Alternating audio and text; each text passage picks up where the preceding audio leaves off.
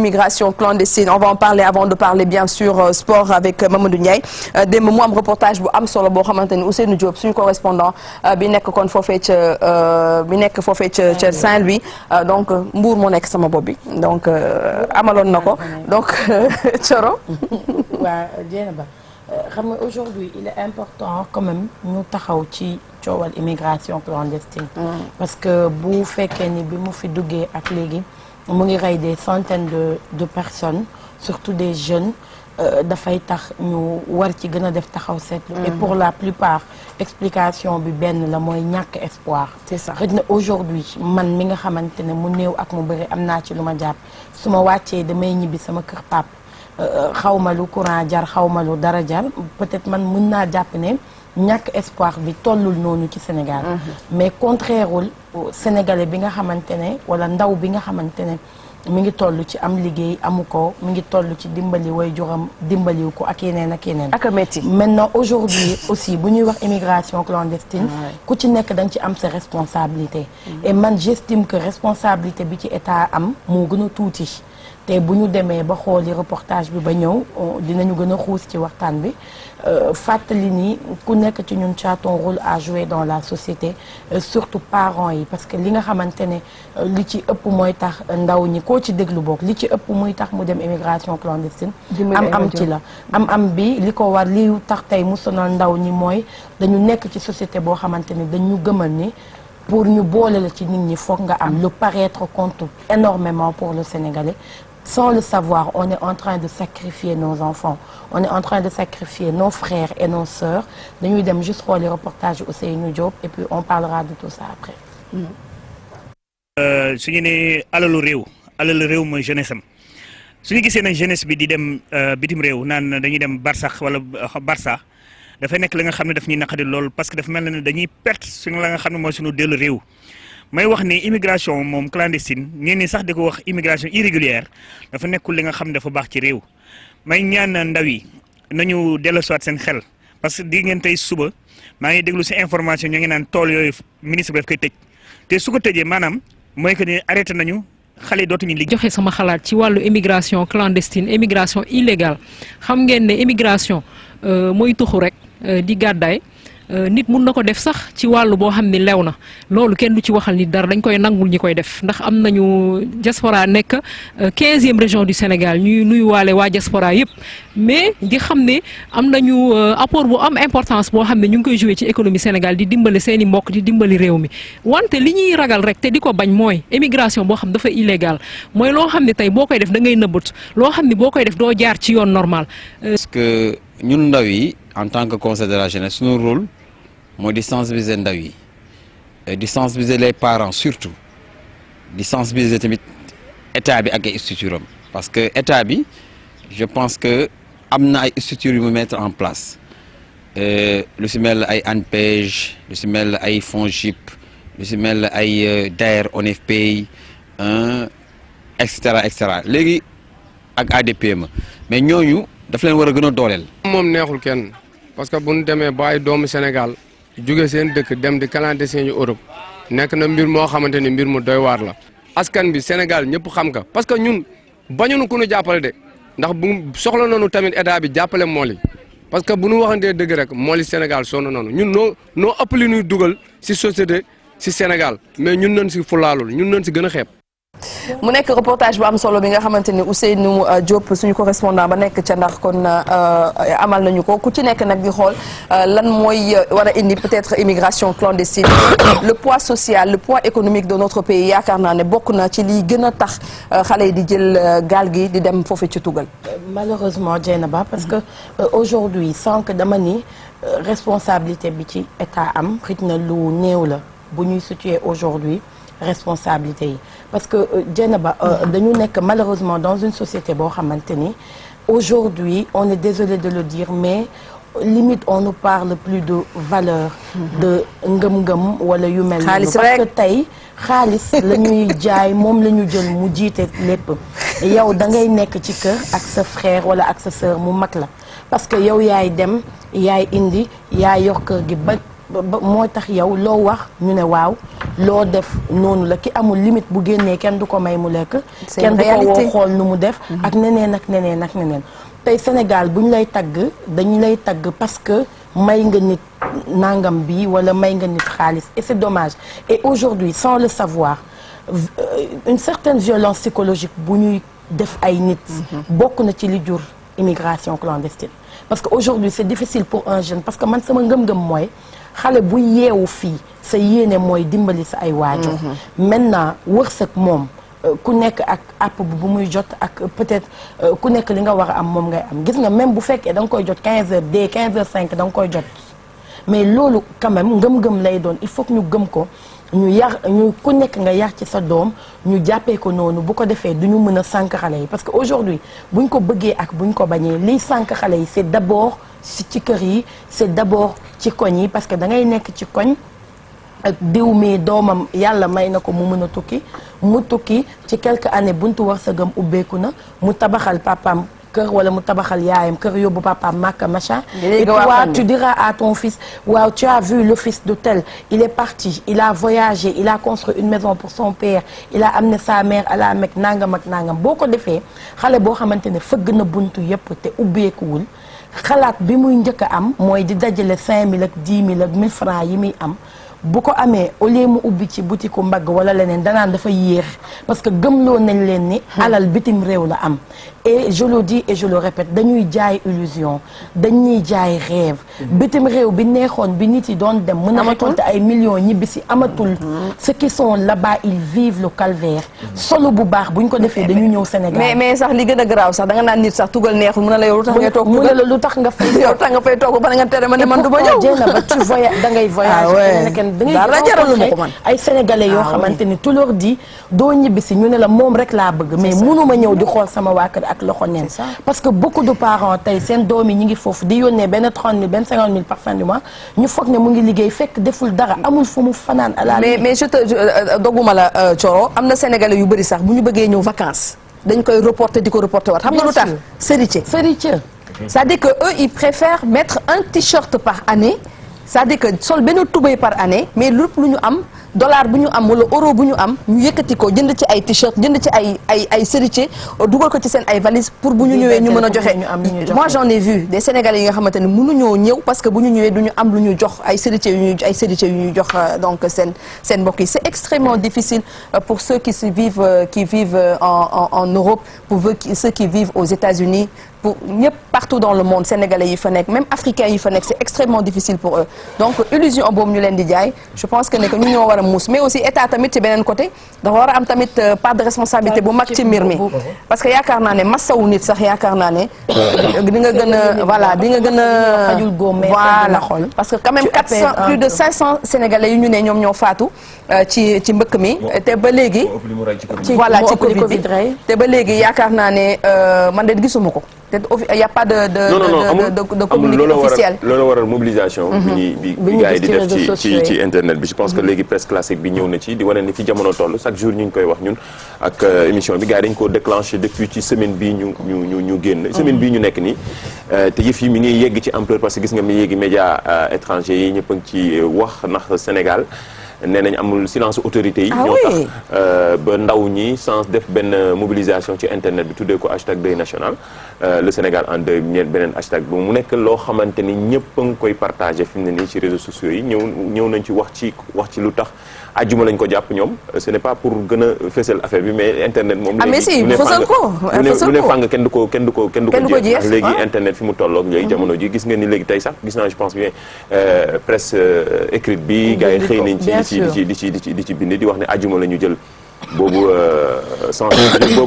journée tudde ko journée boo xamante ni dañ ko jëf pour naqarlu ñaawlu ndaw ñi nga xamante ne ñooy dee ci géej gi ku nekk nag ak sa manière noo koy defee maanaam ci réseaux sociaux yi la di nga def benn fond bu noir ñeneen ci moment am na benn programme boo xam ne def nañ mais di wane ni c'est juste pour gën a interpeller la autorités yi que ni donte Covid bi mi ngi fi rey ay ñoo xamante ni matagul plus de 500 et quelques personnes ñii nag ñu ngi wax 400 nangam jàpp 500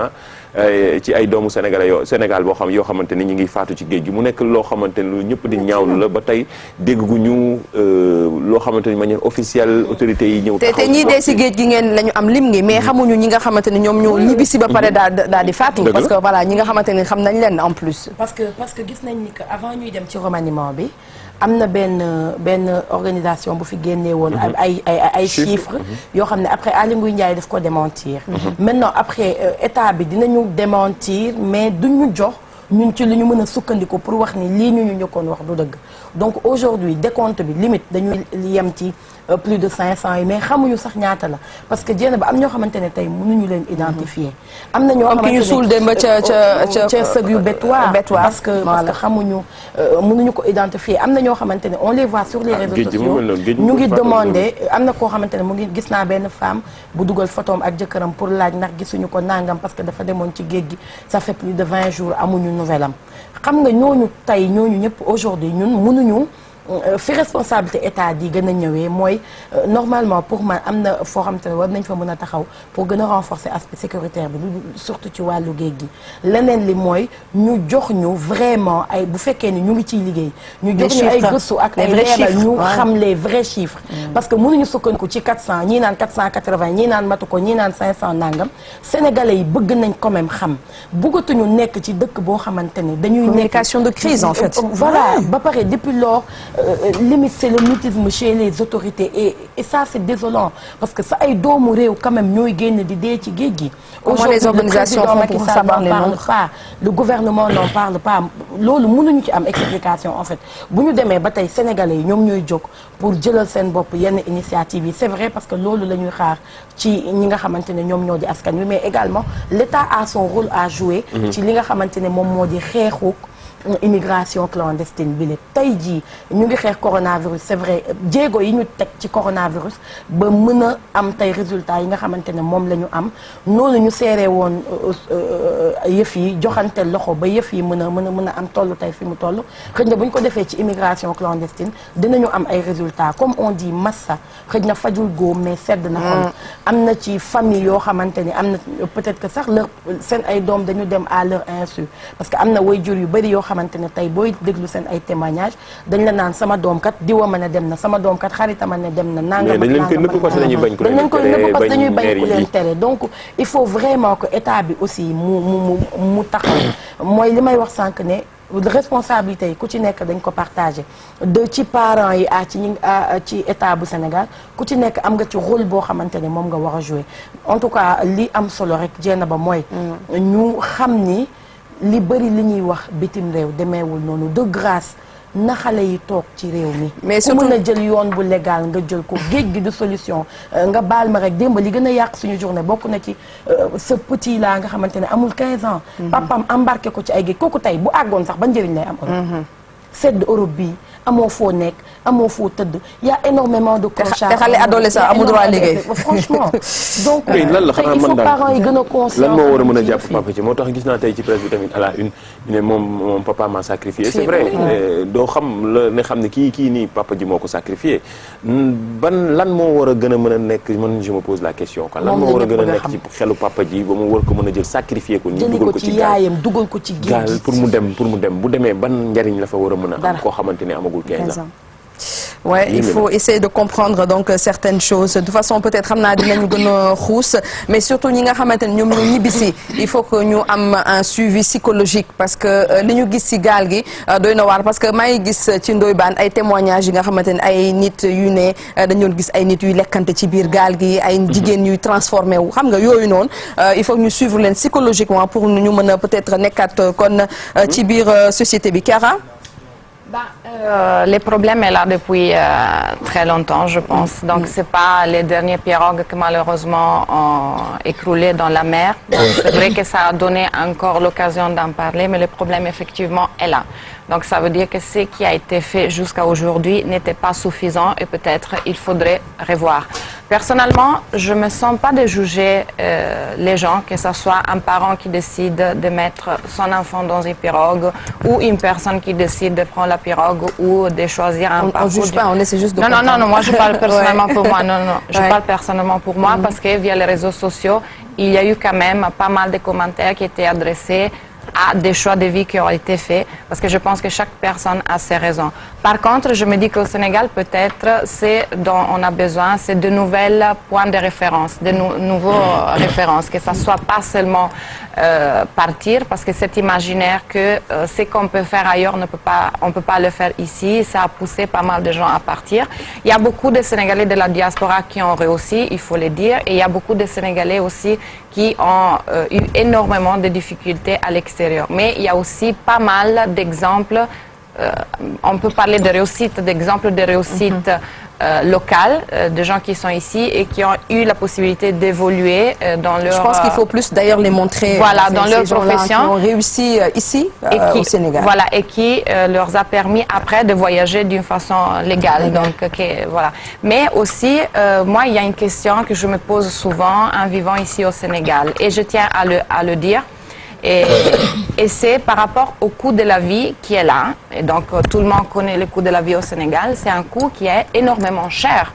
Donc, aujourd'hui, si on a un coût de la vie qui est énormément cher et des salaires en général qui n'arrivent pas à compenser ces hauts niveaux de coût de la vie, c'est normal que les gens, à un certain moment, se posent la question comment je peux faire pour pouvoir L'Europe, c'est beaucoup plus cher que le Sénégal. Hein? Avec 50 €, c'est combien? 50 €, c'est 32 500. 50 €, tu entres. Moi, je peux faire la comparaison par rapport à l'Italie. Et je te dis, par exemple, qu'au niveau de Dakar, Dakar est plus cher que pas mal de villes en Europe, en Italie, par exemple. Donc, aujourd'hui, si on arrive à créer des emplois, c'est tout à fait super, parce que les jeunes ont besoin d'emploi, parce que chaque année, il y a énormément de gens qui rentrent dans les marchés du travail et qui cherchent du travail. Donc, si on crée des emplois, c'est vraiment quelque chose d'excellent. Mais il faut comprendre aussi qu'aujourd'hui, les salaires doivent aussi pouvoir répondre à un coût de la vie qui est tel qu'il est. Aujourd'hui, si on va chercher un appartement, même une chambre, c'est les 3 fois plus que ce qu'on pouvait payer, par exemple, il y a quelques années. Et ainsi de suite pour manger. Et le constat à la base, c'est il faut qu'on sépare deux choses. Vivre, ce n'est pas survivre. D'accord? Parce que survivre, on peut survivre avec les moyens du bord. Mais ça, ce n'est pas une vie.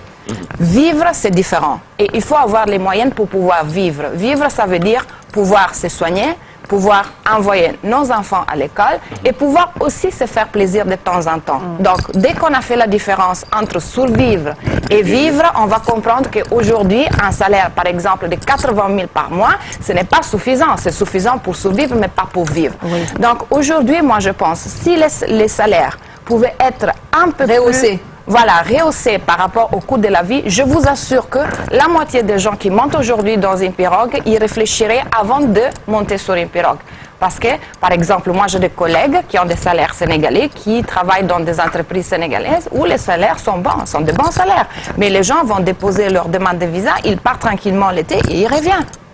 Et puis après, il faut se dire aussi, les gens ont le droit de voyager. Ils doivent pouvoir avoir le droit de voyager parce que les gens ont envie de découvrir. Ça, c'est quelque chose qui est inné dans l'être humain. On ne peut pas l'effacer. Ça fait partie de notre nature. Les gens ont découvert le monde parce qu'ils ont quitté ce qui était serre et ils sont partis à la découverte. Donc, il faut qu'on parte aussi de ce constat que c'est ça. Donc, il faut que les gens,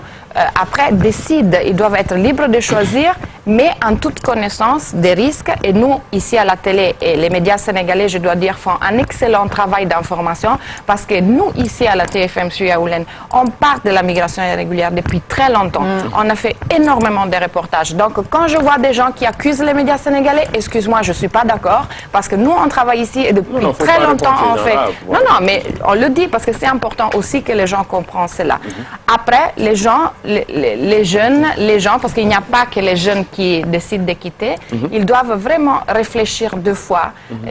à ce qu'ils veulent faire. Et par contre, comme on disait tout à l'heure, peut-être, nous, on peut donner des exemples de personnes, des exemples de vie et des exemples de réussites professionnelles qui sont là. Moi, depuis que je suis venue au Sénégal, j'ai appris énormément par des Sénégalais et des Sénégalaises qui sont là et qui ont des parcours de vie extraordinaires. Donc, je pense que ça peut motiver certains jeunes à se dire, bah, tiens, il y a l'exemple de cette personne-là. Peut-être moi aussi je vais essayer, mais c'est vrai aussi qu'après il faut qu'il y a des possibilités réelles et concrètes. Donc moi, c'est ce que je pense. En fait, c'est ça. Nit yi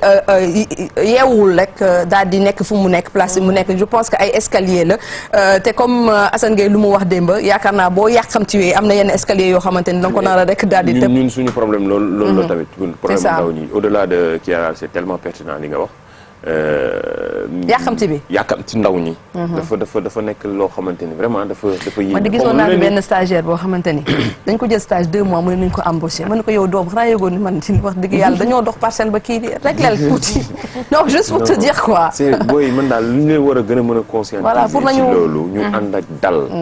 dal te def ndànk dërëm d'abord. ñaar dërëm ainsi de suite mais gars yi duñu xaar loolu leen te ak loolu nag il faut ñu am ñu leen accompagner par exemple ñun ñu xawee conscient ci loolu par exemple ba ñuy commencer ba ñuy démarrer ba léegi nii dañoo am ay mag ñi nga xamante ne ñu ngi suñu wet di ñu conseiller que ni lii day metti début bi nii mais toujours résultat bi nii lay demee lii day metti mais fii daal xaw ma lan moo gën a mën a di tax ndaw ñi di gën di rêver ku ci dugg ñaari fan ñett rek yaakaar ne da nga war a mën a yegg au sommet loolu nag nekk na lu yéeme loo xam ne gis naa démb dégg naa démb El Hadji Assane doon ko wax te loolu lu am solo la te nit ñi lii dañ koy fàtte mooy bi ma exemple bi may waxaat rek lundi la presse bi génnee kii dafa am ñaari master di jaay kaani choqué mu choqué ñu bari man personnellement choqué ma en fait damay delluwaat question bi rek toujours que ni est-ce que moom tamit ba muy jàng génie critiqué wu moom li muy def baax na am na solo parce que def na fi bàyyi loolu dem wutiwaat leneen mais toujours tamit di gën a insister ci ndaw ñu que bu ñuy jàng tamit ñuy xam ne ñun lii lañ bëgg a def te bu ñuy def nii di def nii nangu ne dañuy def stage bu ñu jógee ci stage def ko ay at yu bari mu metti teg trop que bu ñu jógee ñu def seen projet xam ne ñaar dërëm la ñuy démarrer ñu defaat noonu ainsi de suite mën nga am ñaari mais fii bu ñu nee ñaari master rek et puis accepter quelquefois de trébucher c'est important yenn saa yi nga trébucher et dans la vie on ne donne pas de kii wuñu kenn mais dans la vie je pense que on parle en termes d'expérience tu gagnes ou tu apprends donc la vie c'est juste ça yenn saa yi di nga réussir yenn saa yi doo réussir mais ci li nga ñàkk réussir toujours dañ koy rek ci rek am ay njàngat ce n'est pas des conseils mais c'est des vécus yoo xamante ni peut-être muy man muy yéen ñu seetaan dudu ngeen ko la vie n'a jamais été un fleuve très très très calme ku ci nekk ci ñun am na ay yëngu-yëngu yoo xamante ni mës na perturber ci sa vie mais comme ni ñu sama papa di faral di wax rek mun nga yëngu mais doo daanu te loolu yaakaar naa ne yàlla moo ciy teg loxoom bu ñu ko fàtte bu ñuy wax média yi pourtant fii chaque jour ñu teg fi koo xamante ne exemple la muy ndaw di toujours ñu wax parcours kenn chaque jour di la gën di fësal mais chaque jour dañuy tendance à toujours critiquer médias yi naan non defuñu seen liggéey si chaque jour ñu émission yi bu ci war muy ba ci journal télévisé ba ci leneen ak leneen chaque jour ñu def koo xamante ni day rappeler storytelling am naan la voilà man nii laa di dafa métti woon début mais il n'y a pas plus aveugle que quelqu'un qui ne veut pas voir Mamadou Ndiaye donc voilà mais moo tax toujours ñuy gën di fësal ku bëgg gumba kenn mënu laa wax ne la ni gisal ba nga gis ko donc c'est important ñi def lu baax ñi def li nga xamante ni toujours dañuy rappeler seen parcours ne fii laa démarré ñaar dërëm laa démarré mais pourtant kat nii laa def mais daanu ci diggante bi métti woon na trop maa ngi doon daanu di jóg di daanu di jóg ñëpp moi boo limee da ngay juum jar chaque jour nga gis ñaan la exemple diw ki nekk feneen ak feneen ak feneen ba ci ki moom KFC am nañ fi ñun ñoo xamante ni ñi ngi fi damay joxe exemple rek ñoo xamante ni ñi ngi fi te toujours ay référence lañu bu ñu leen waxee seen bu ñu la jar rappeler seen parcours li nga xam ne ñii parcours combattant la parcours bu tar la te ñooñu tamit toujours dañ leen war a gën di fësal. c'est important en tout cas merci beaucoup Thioro ci waxtaan bu am solo bi nga xamante ni indi nga ko ci wàllum immigration irrégulière mais surtout ndaw yi nga xamante ni ñu ngay continuer di jël gaal gi di bëgg a dem foofee ca Espagne donc ca Tugal pour une vie meilleure donc nañ leen bàyyi xel bu baax a baax de toute façon lépp lu ci information dinañ ko leen ko indil fii ci télévision Futurs Médias à 10h05 on va parler sport avant de yëngatu tuuti ak suñu orchestra Covid bi ñëw na sax. ñëw na. léegi nag ma ko envoyé yooyu oui balaa dañ dem def sport ba pare parce que xam naa les nouvelles sont bonnes donc on